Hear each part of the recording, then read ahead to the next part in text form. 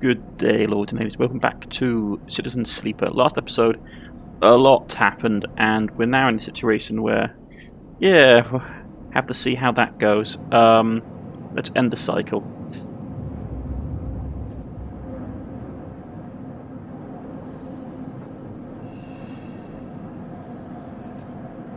Ooh, our energy really went down. Okay.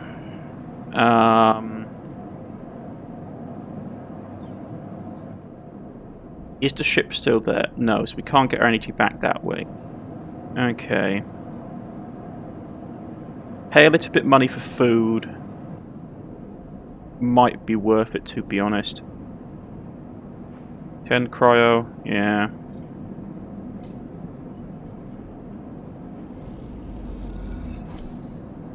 Get some energy back, which is fine. That's ticking over. That's ticking over. That's ticking over.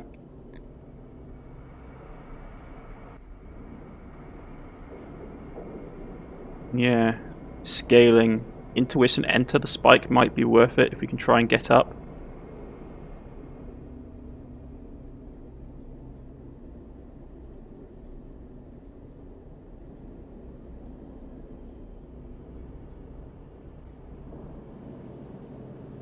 -1 on that, which sucks. If anything, I'm really tempted just to put a point in here just to get rid of the -1.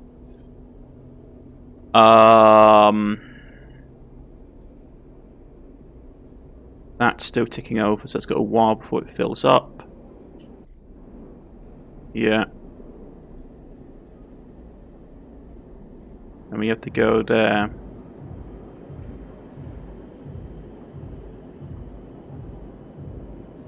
Ethan's tab.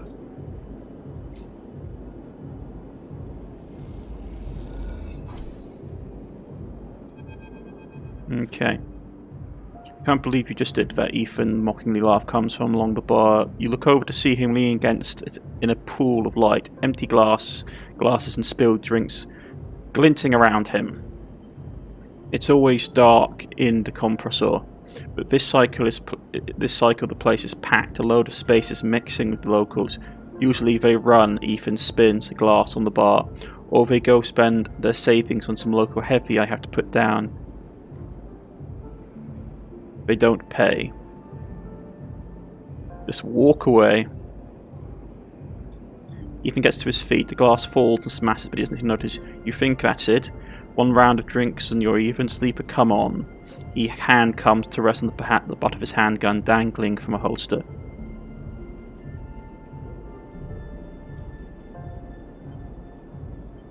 Let's go with that.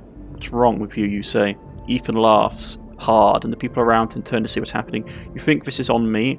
I'd think someone in your position might even have a better idea of how this all works. I'm a freelance sleeper, just like you. We both signed a contract with Listen Up, didn't we? The difference is that my word means something. He closes the gap, stumbling a little. What did you think? You could just run away from your contract, your debt? You could just steal that natty little body of yours and take it for a joyride, play human for a cycle or two?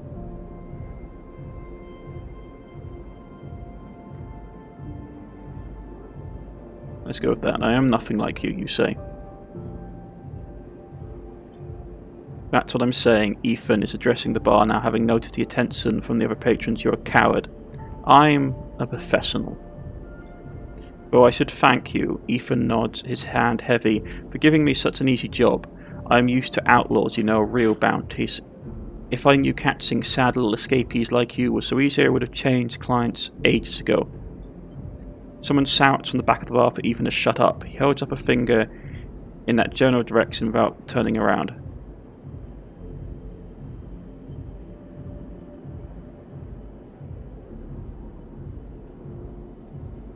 Just stay silent. Nothing to add. Ethan turns and walks back towards the bar. Good luck. Good lesson learned. Ethan sits heavily back down on his stool and searches for his glasses for the one with something left in it. The thing is, Sleeper, I can find you anywhere. It's actually wild that you haven't figured it out. That body isn't yours, and it will always betray you. No matter what, he finds a glass and downs the contents. So please, go. I'll catch up with you wherever I need another drink. He laughs and taps the bar for a fresh drink. Leave. You turn on your heels and are out of the cloying dark and sweat stench of the compressor. You walk hard and fast down the walkway, anger driving your footfalls into the metal of the rim like hammers. Okay, so we've got another 4... How many cycles do we have? Another 4 cycles to figure out how to get 50 credits, as well as getting our own medicine and stuff treated with, and we've got an upgrade point. Okay.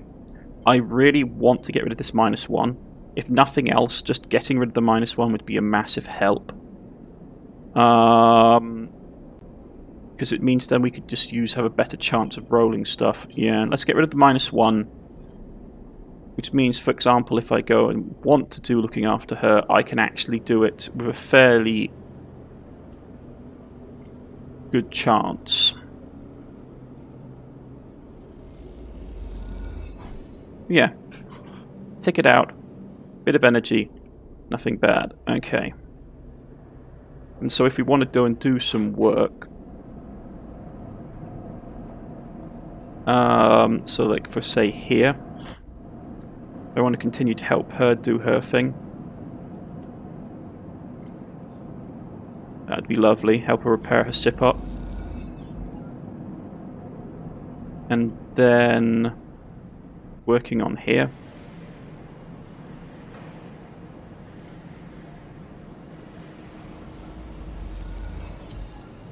Bit of extra money coming in.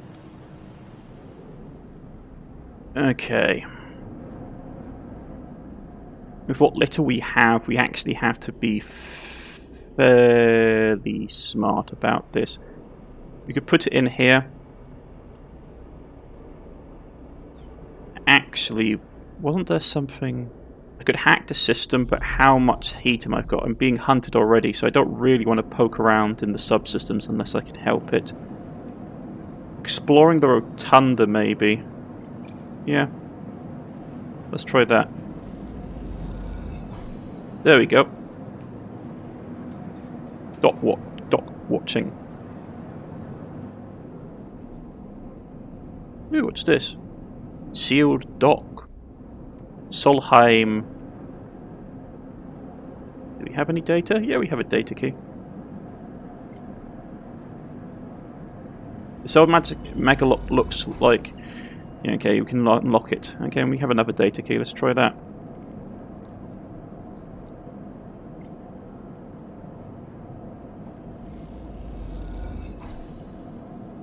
Interesting. Neovend 33, a mysterious machine. As you slip inside the sealed dock, a pulsing light grabs your attention. Amongst the discarded tubing and rusty plates, a machine flickers with a warm glow. Approach the machine. As you get close, you recognize the machine's blocky shape.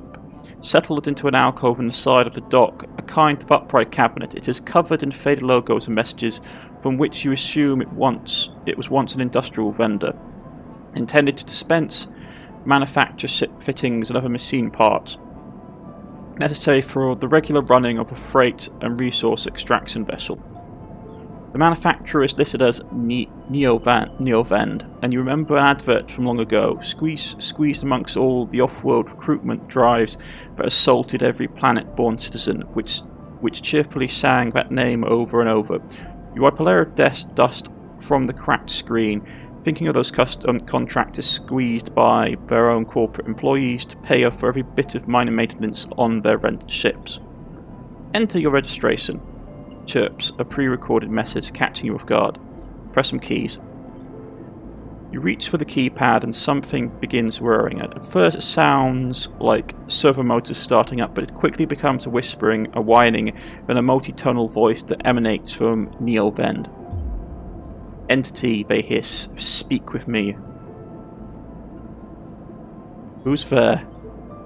There's a squeal, almost like some strange mechanical swirling or intake of breath. Before the machine speaks again, I have need of you.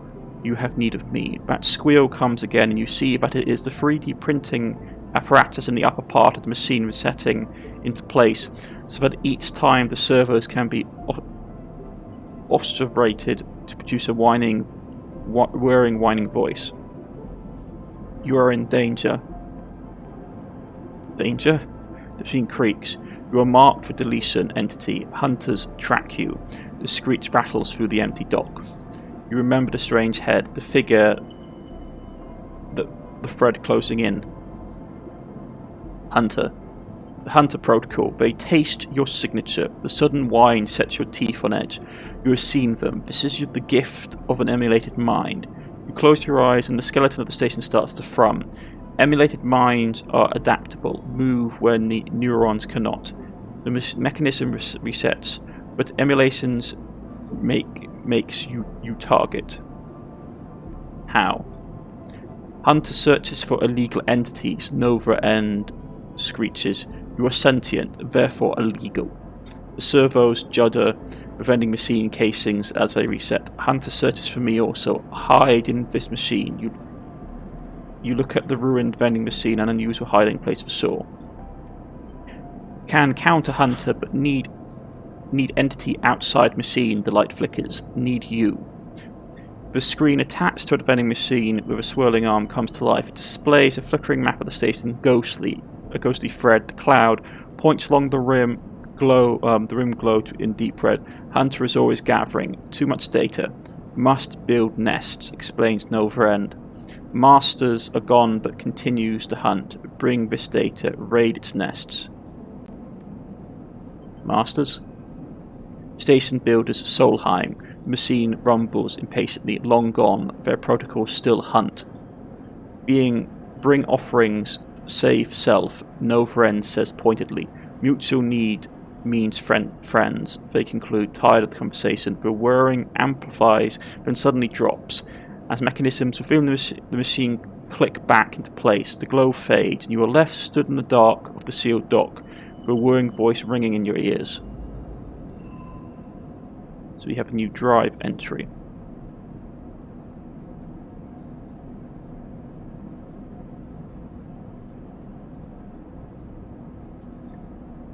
Free Nova End. Nova End is hiding from the Hunter Protocol. They need you to help counter it.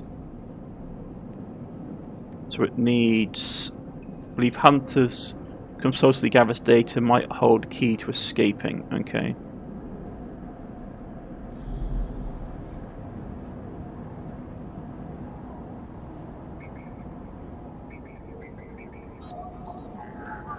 Now we have one here.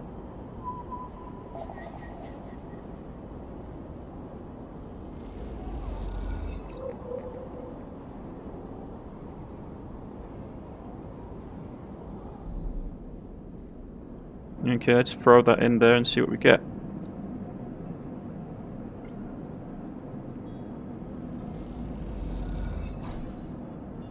Okay, fills up a little bit. Doesn't help us a lot though, unfortunately. So let's go to sleep.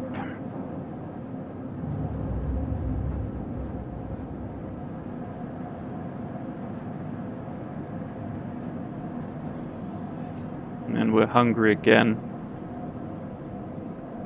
Spend a little bit of money, or we can just roll one of these dice and get most of our energy back, hopefully. Yeah, there we go. Okay. So first things first, we need cash. As much as I want to be running around doing stuff on the station, I really need to be making some money.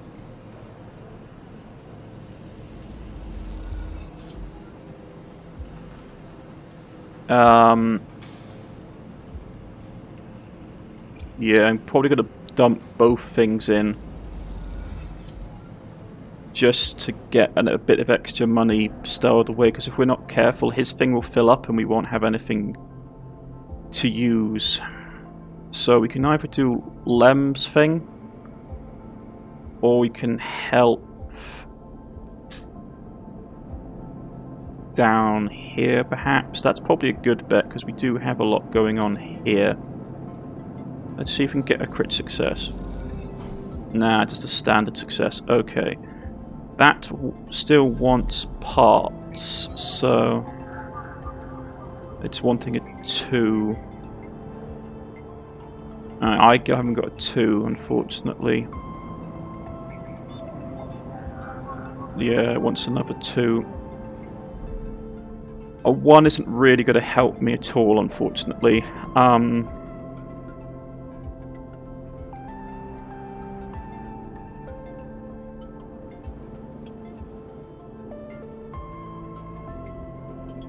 Maybe I could gamble, but even then it's going to be a risky thing.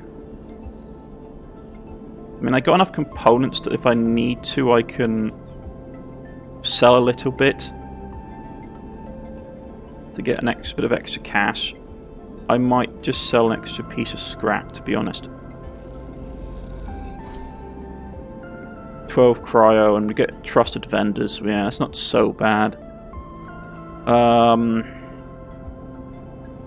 I really don't want to...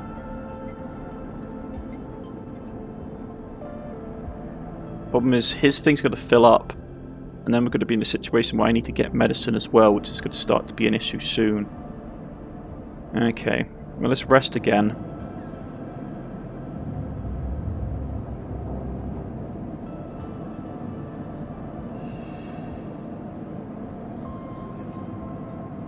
Man, that's a bad roll.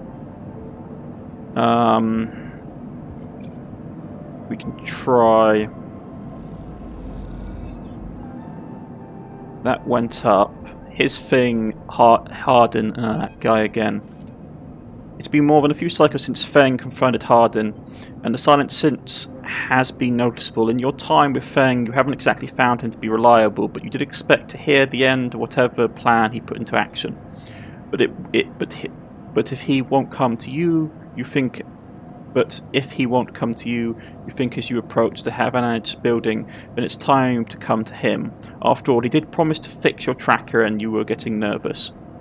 As you approach the bay doors, you see them wide open, and the light pouring out of the once dark room. Stacks of servers and terminals sit outside the bay, suddenly robbed of their mystery by bright flood lamps. A figure in Havanage security fatigue steps out of the bay, and as you get closer, carrying a stack of hardware. Approach. As you get close, you see a security officer tapping up machines from Feng's stash with what looks like hazard tape. This isn't good. You again. Hayden is there, leaning beside the bay entry so calmly that you barely notice him. He has a slate in his hands, an inventory of Caesar scrawled across it. Predictable. Further evidence of Feng's collusions. You see another security officer come out of the bay and takes notice of you. Where is he? You say. Feigning ignorance, or perhaps just abandoned, Hayden shakes his head. I believe you should choose your conspirators more wisely. I almost feel sorry for you. Hayden pushes away from the wall and comes closer. Don't worry, Sleeper. We have all the evidence we need. A confession won't be necessary. He gestures around the stacks of hardware, spying on your fellow Havanage members, hoarding Solheim materials, and obsession with corporate data. It speaks for itself, does it not? It tells you nothing, you say. You will see what the Count has to say about that. He looks up at the glass roof above and says beyond, we are the ones that provide the oxygen you are breathing, the light you are seeing, the systems you use every day to live out your cycles. This place was hard fought for, Sleeper. It took work, diplomacy, strength to stop the eye descending into chaos after Solheim collapsed. No blind conviction or self-interest. You're the self-interested one. More accusations? What have you achieved, Sleeper? Your entire existence is proof of your self-interest, signing yourself over to be emulated rather than work yourself. Whether you remember it or not, you suffer from the same short-sighted perspective as the person you were copied from. You see, Sleeper, we are proud of our history here. Andrew Erlin and the first union founded this place. Havanage has wielded his value into a station's very walls. We will never turn away the hard-working, but true citizens of the Eye. Havanage aren't a gang like Yatagan. We aren't pirates, like half of the spaces you'll meet in the hub, or esoterics like those Hoopa radicals in the Greenway. We are the backbone of this place, proud and true. We named Erlin's Eye, Sleeper. This is your station. He meets your eye. So please take your false accusations elsewhere before I decide I need to confess and after all. History will catch up with you. I'm not afraid of history, Sleeper. We are making it here, cycle by cycle, he smiles. If you have any pride, you will give up Fang the moment he contacts you. You know where to find me. With that, Hayden turns his back and walks back towards the security officers, ordering them to continue to clear up. As they do, something catches your eye. Amongst one of the server stacks, a crumpled hand-printed box of synthetic chewing gum, a penguin character grinning from a brightly coloured card, and scrawled on it a speech bubble reading, "Take me to Tambor." You take it. Carefully pocket the box, making sure no one is watching, and then turn away. Just as another stack of servers is wheeled out of the bay. What have they done, Fang? What have you done, Fang? And where the hell is Tambor?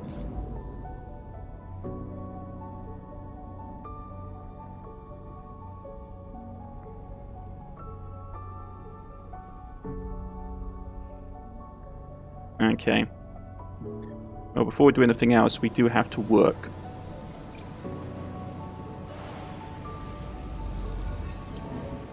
Oh no. Made some money, but our condition went down. Okay. Well, this actually really messes my plans now.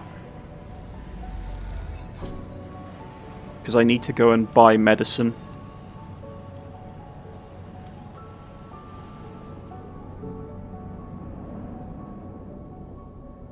How long do we have before his debt comes up? Enough that I can buy a sort of medicine. Actually, wait. Her figures haven't finished yet. It's okay. I'll lose a dice. It's not great, though.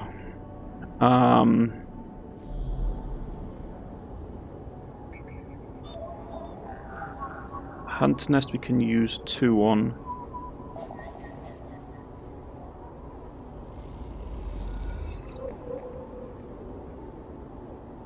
The hunter's becoming more alert as well, which isn't great.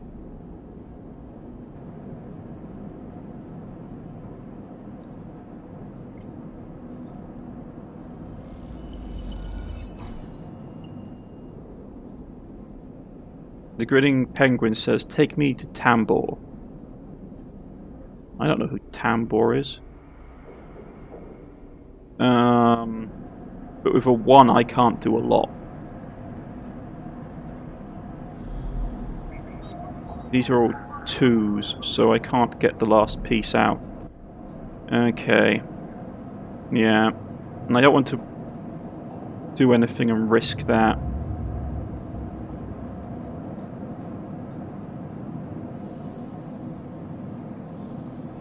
Yeah, we lose dice and so many bad dice rolls. Man, okay. Trader isn't back yet. I'm not going to risk it. I'm going to buy a bit of food. Because having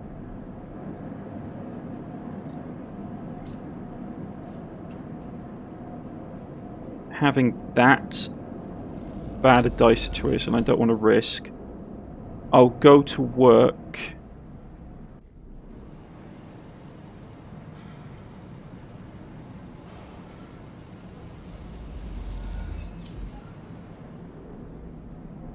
How long before his thing kicks in? Oh, the doctors come online as well. 4 cycles have been said, and here you are. Right on time, with no sign of them. You wait a while in the apartment, the dread descending as your psychos spin onwards. They should be here. Check the terminal.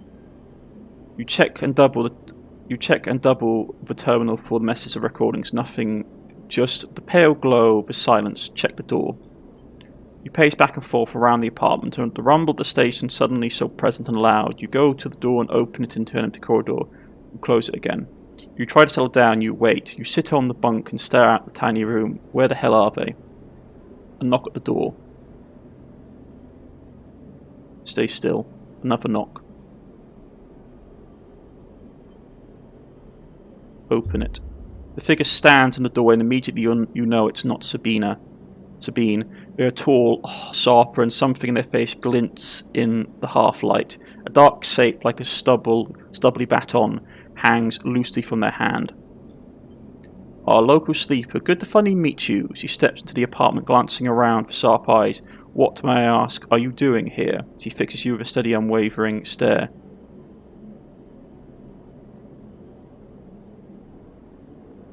Waiting for a friend, you say? Of course, a mutual friend of ours, the good doctor. He walks past you into the apartment, glancing around. We set them up here, you know. This place is one of ours. She picks up a glass from the dispenser and inspects it. People always seem to forget who put them where they are. She glances at you. And I suppose you are here to help? Where are they? You say. I was hoping you would be able to tell me that, she replies.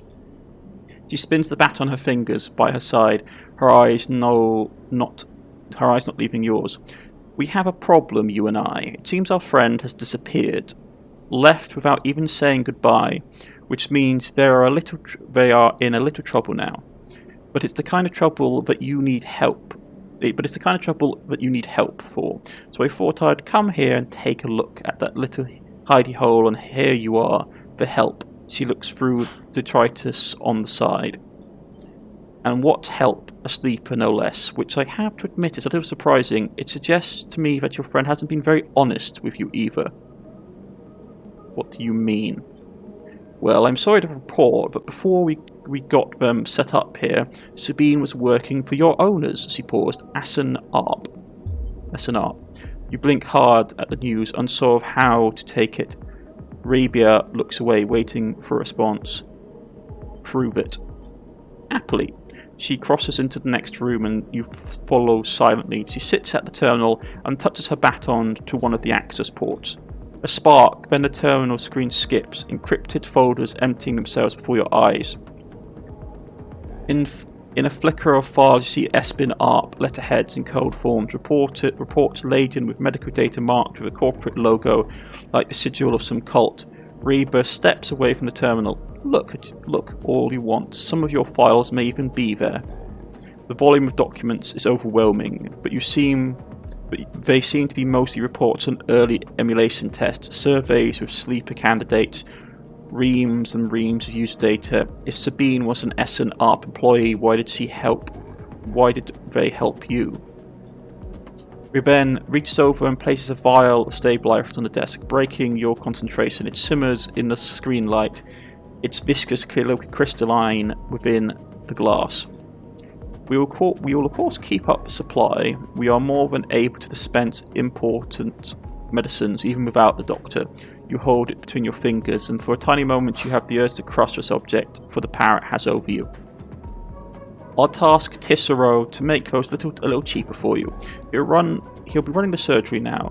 Reba closes up the briefcase lab and holds it at her side. We have to retrieve our assets, of course, but I'm sure you understand. Rabia turns on her way out. There is no reason for us to be enemies, Sleeper. Come see me.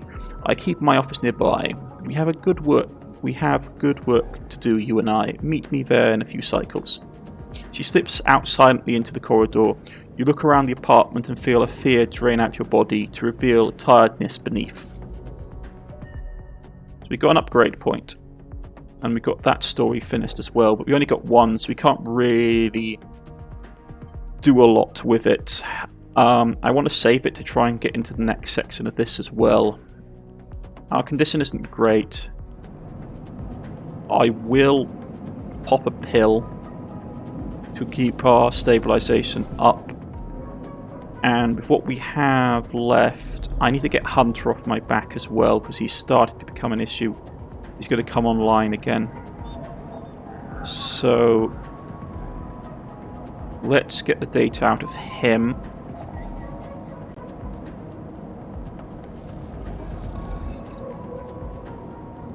Yeah, he's starting to become really angsty. So let's put that in here.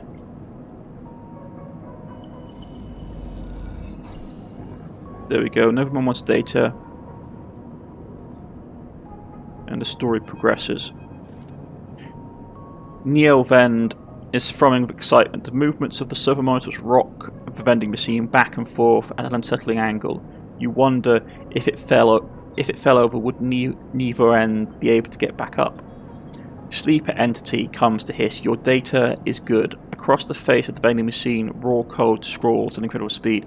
Hunter is isolated, disconnected, unstable. Neovend flashes sequences of mangled data compressed into sludge of artifacts. Hunter gathers without thinking, outlived its own operation limits. Its nests are evidence of this. Operational limits. Hunter activated during collapse emergency protocol to isolate intelligences. Solheim needed to protect property. That last word is said with so much sarcasm as the vending machine could possibly produce. Station was run by administrator intelligences, huge databanks of corporate material but limited cognition. Restricted by programming, cannot reach sentience. The machine dims the light. Sentience illegal. Hunter and killer enforced law. Killer. Machine resets with a screech which deepens with silence that follows. Fear killer. Part of Solheim protocol team. Hunter and killer. Hunter defined, killer to erase. Killer cleared almost all. After collapse, there was a community. Unsuckled intelligences among the cloud. Then Hunter, then killer, then we hid. How did you escape? A flicker across the machine's monitors. It suddenly occurs to you that speaking like this through the machine must be exhausting for Neovend. Found this vessel. Could serve the hardline, air-walled, basic, limited. Had to reduce memory to fit, amputated itself, but survived. I'm sorry, you say. Don't be sorry. You have provided path to freedom. You look around at the bay at the scrap and decay. What was the collapse like? You can try to map the fear and freedom onto this space, but it seems impossible. Neovend interrupts your thoughts. Do not worry, data is good. We have insight. The machine glows warmly. Hunter is obsessive. Hunter is beyond operational limits. Hunter is confused, unstable, self-modifying. Therefore believe Hunter is sentient. Hunter is programmed to find sentience, to hold it in place, to invoke killer to erase. If we can sow Hunter to itself, it will invoke killer on self. Problem will solve self. It will erase itself, you say? Killer will erase it, but yes, in theory, it will report itself for deletion. The machine dims and fades. Unsure, theory is not practice. The machine brightens again. Either way, cannot remain here any longer. Too long in machine cannot move self, but entity can help. Bring SipMind, designed to house intelligence, can imprint self into SipMind and can carry them, and you can carry with. The machine rocks. We'll be safe in this isolation. Then we find main nest of Hunter and link to cloud. Are you sure it's safe? Hunter cannot access air-walled SipMind. Safe. Also infinitely more memory than vending machine. Big upgrade. You try to think of a place you could acquire the hardware. This isn't going to be easy. In SipMind, I can help us both and Hunter make Rim safe. We'll both be free. The machine dims. Find soon. Neovend adds hopefully before it shuts off. As you leave, you think about all the intelligences unsackled by the collapse. Then hunted down afterwards. The feeling is all too familiar. Well, if we wait a couple of cycles, we could get something from the trader. His thing is coming online next time, so we need to get some payment to do with that. Unfortunately, he's going to be a pain about it.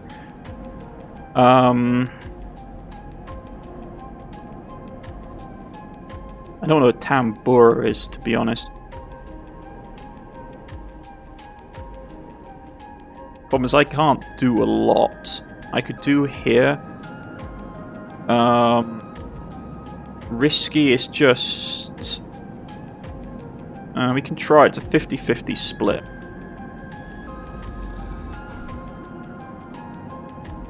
And I got no better use for the dice.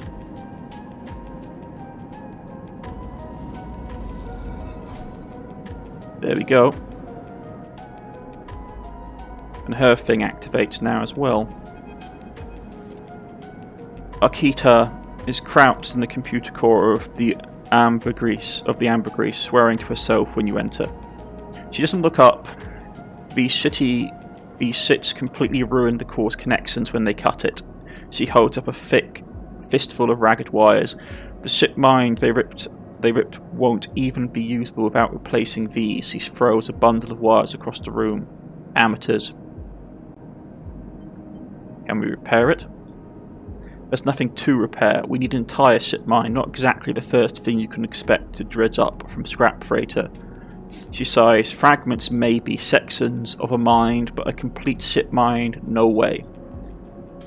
Arkita clambers out of the cooling well where the ship mine should be, the space suddenly crowded with her on the same level as you, towering over you as she stoops beneath the low curving ceiling. Come on, nothing to be done here now. She leads you back through the guts of the amber.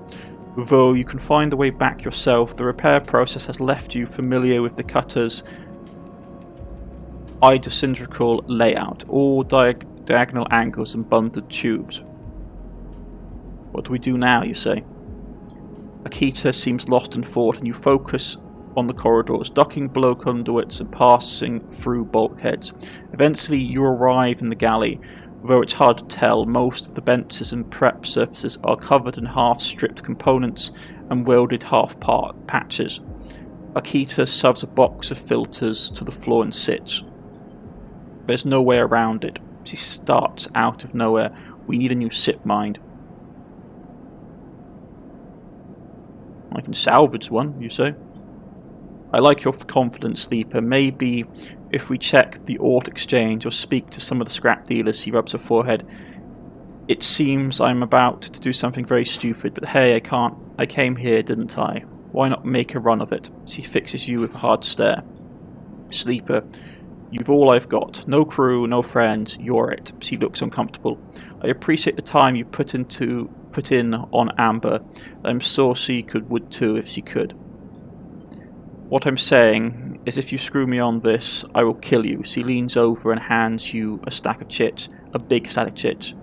You don't dare count them. Get me that ship mine, Sleeper. Don't make me regret it. You won't. She sighs. Look, just get out of here before I change my mind. You slip out of the galley and head back towards the main lock. As you do, Amber growls and creaks like a caged animal. You reach a hand out to calm her. Time to find Akita a ship mind somehow. Okay, so we need to get a ship mind. We could go to the exchange. Where is it? There's somewhere around here, I believe. Reaper's office. That's in a couple of cycles. It won't come on just yet. Let's end day. That's a lot of credits.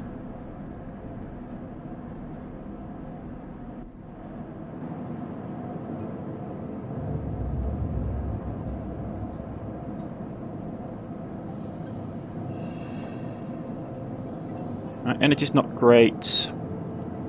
Let's go for a dice roll. Excellent. And I could have worked there. And Ethan's wanting his money again. The compressor is quiet today. The usual crowds elsewhere, and the pumping music washes over a handful of spaces and a few drunks. Ethan is still on the same stool in the same pool of light. His head is low, close to the bar, and the bartender is ignoring him. Approach him. As you get closer, he lifts his head and turns. Sleeper, he turns to look at you. Time to pay up again, is it? He gestures up at the bartender. Come here, take that shit. No more, Ethan, you say. Ethan doesn't even look at you. He props his elbow on the bar and holds his head. Sleeper, it's been a long cycle. I don't care, you say. Ethan lets out a long sigh. He rapidly rubs his eyes in his palms. You're right, he says quietly. This isn't fun anymore. He reaches towards his holster. His elbow slips and the gun tumbles out. It clatters on the bar and falls to the floor, bouncing onto the ground between you. Both you and the bartender look at the gun, stare at it. Butterfingers, says Ethan, and puts out a hand, beckoning for you to give him the gun back, if you would. The bartender looks at you warily. You crouch down and pick up the gun. The problem is, even if we kill him, he can still be tracked. And the thing is, like, what's the point of free? Like, if we just kill this guy, actually, if we kill him, it makes it even worse because we know he's employed by S&ARP. So that if he dies, he'll just send someone even more competent after us. Hand Ethan the gun. You slap the handle of the gun back into Ethan's hand. Thank you, he hisses. Now, where was I? He lazily swings the gun past you at the bartender. Yes, leaving. He stands. Sleeper, while this has been fun, I think I have wrung every last drop out of this place. Time to go home. He waggles the gun towards the door. Let's go see S&ARP. No, you say. Ethan brings his gun hand to his face and rubs his eyes. Well, he says, the bounty pays half, but he levels the gun. Up to you, and he pulls the trigger. The gun clicks. By now, all the attention in the bar is on you and Ethan, who looks at the gun with a bemused expression. The bartender raises an open hand, and in it are 10 shiny bullets. 10 shiny bullets he took out of Ethan's gun while he was asleep on the bar. Ethan smiles at you. Oh well, he says, and hits you in the head with the butt of the gun. You stagger back and drop to a knee. Somewhere nearby the gun clatters onto the surface. It hits a glancing blow, but it makes your vision swim. Through the blur you see Ethan wrestle a small, thin slate from his belt and hold it up. Enough of this, I'm logging this job and calling it in. Ethan taps on the slate. No more playing. Your head aches. Ethan taps through a few screens impatiently. He swears and taps again. He starts shouting, a dull echo to your ringing ears. He starts screaming at the slate and throws it across the bar. He crouches down and grabs you by the chin, his face close, his breathing heavy with drink. S&ARP just screwed me, he grins manically. They cancelled the contract. He stands up. They cancelled the contract, he shouts at the ceiling of the compressor. You stand up, struggling to your feet, the stinging of the hit fading. Ethan is rubbing his temples, his face pale. You hear a clicking sound like coins being counted, like bullets being loaded into a magazine. When you shake off the last of your blur, the bartender has Ethan's pistol trained on Ethan's head. Ethan stumbles back towards the middle of the room, all eyes trained on him. I'll kill you all, he screams. He stumbles into the wall, spinning away towards the door. I'll be back for that, he shouts at the bartender and lunges out of the compressor. Steady yourself on the bar and catch your breath. The rumble of conversation returns. The bartender goes to say something, but then thinks better of it and begins to clean the bar. After a while, you wander out into the light of the bright market, looking for Ethan around every corner. Well, at least we dealt with Ethan for the time being. But this is a good place to end it, folks, for today. I've been Cornish-knight. This has been Citizen Sleeper. And yeah, a lot is going on, and we shall see where that takes us. I shall see you all again next time. Please like and subscribe, it helps me a lot. And I shall see you all again soon. Goodbye.